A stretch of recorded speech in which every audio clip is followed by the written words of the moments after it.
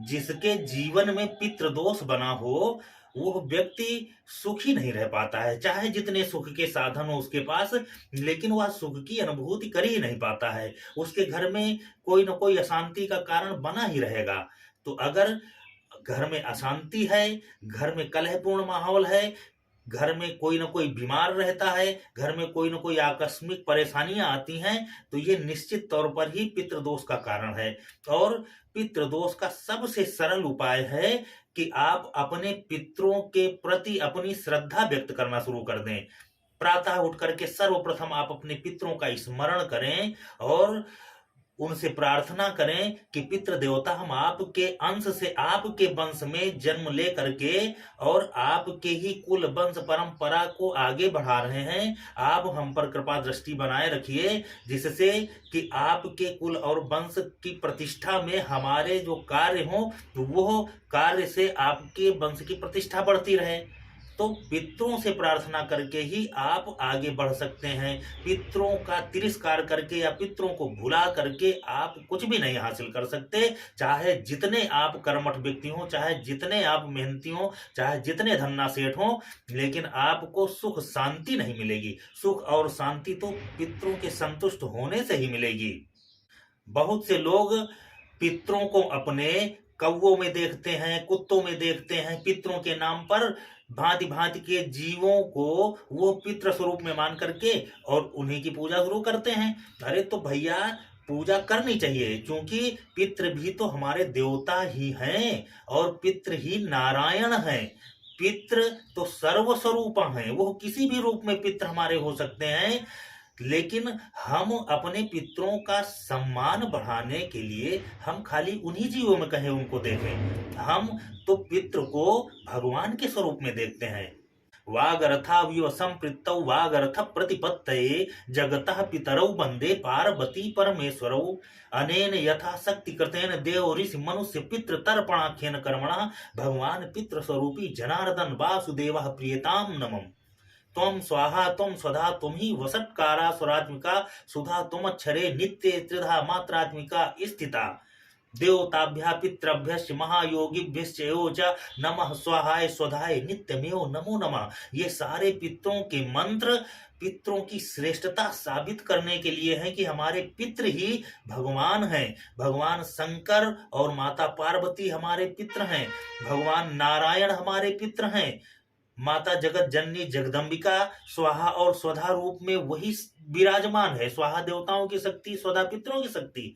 तो भैया, हमारे पितरों को तो भगवान के स्वरूप में देखना चाहिए। हमारे जो पितृ हैं, दिवंगत माता पिता, पितामह प्रपितामह इत्यादि जो भी दिवंगत हमारे पितृ हैं, वो तो सब हमारे ब्रह्ममय हैं, ईश्वर स्वरूप हैं। इन भगवान के स्वरूपों में हमारे उन पितरों का तेज पुंज विलीन है। उनकी शक्ति हमारे पितरों की भगवानों में विराजमान है, देवताओं की मूर्तियों में विराजमान है, श्रेष्ठ जगहों पे विराजमान है, जिनसे हम याचना करते हैं, जिनसे हम कृपा पाने के लिए विनती करते हैं, प्रार्थना करते हैं। उन सब में हमारे पितरों की शक्ति विराजमान है। और हमारे पितृ हमारी करुण पुकार को सुन करके हमारे ऊपर कृपा करेंगे ही करेंगे। यह दृढ़ विश्वास रख करके भगवान की पूजा करनी चाहिए कि भगवान के रूप में हमारे पितृ ही विराजमान है, हमारे पितृ ही हैं। हम केवल अपने पितरों को कौवा, कुत्ता इत्यादि खाली इन्हीं जीवों में क्यों देखें?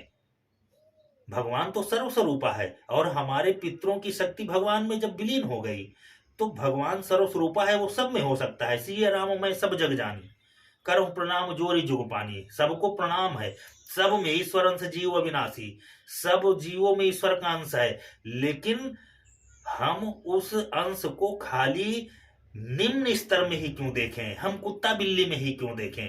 अरे हम उसको श्रेष्ठ में देखेंगे, हम उसको ईश्वर में देखेंगे, नारायण में देखेंगे, भगवती में देखेंगे, भगवान में देखेंगे, गंगा में देखेंगे, मंदिर में देखेंगे। हमारे पितृ हर जगह हैं, हमारे पितृ श्रेष्ठ हैं और सर्व स्वरूपों में हैं। पितृ के प्रति अपने इस आदर भाव को बनाए रखना और पितरों के स्वाभिमान के लिए, सम्मान के लिए अपने कर्मों के द्वारा जितना हो सकता है उतना करना, यही पितरों के संतुष्टि का मार्ग है। पितरों के प्रति श्रद्धा बनी रहे, पितरों के प्रति भक्ति भाव बना रहे, बस यही पितरों के निमित्त किया गया श्राद्ध का कार्य है।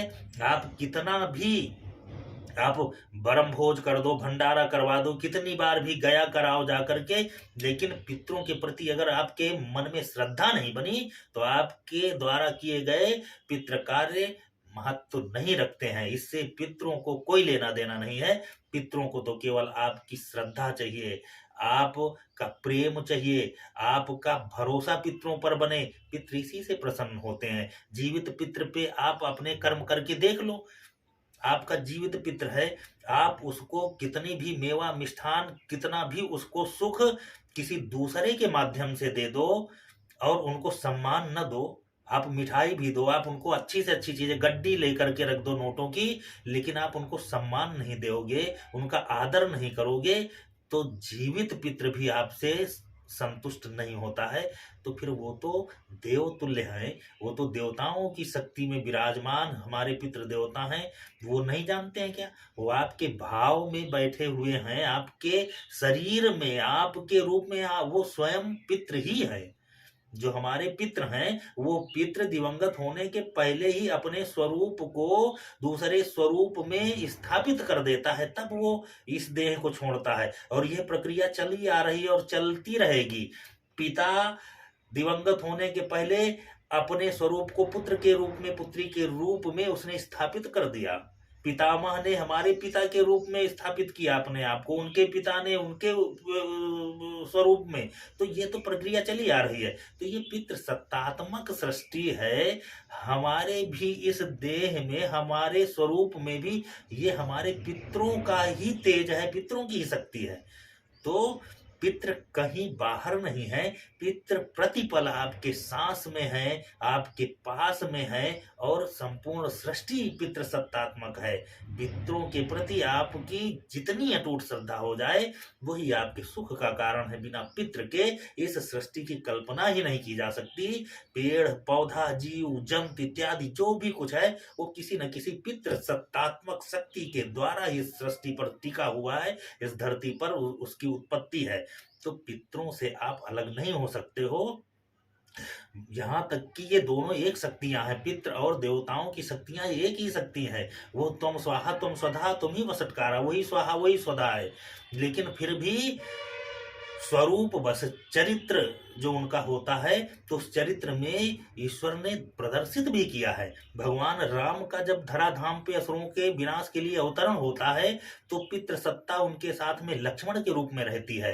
भगवान कृष्ण का जब अवतरण होता है तो बलराम के रूप में पितृ सत्ता रहती है उनके पास में। माता जगदम्बा भगवती के हाथ में जो पास है वो पितृ शक्ति है।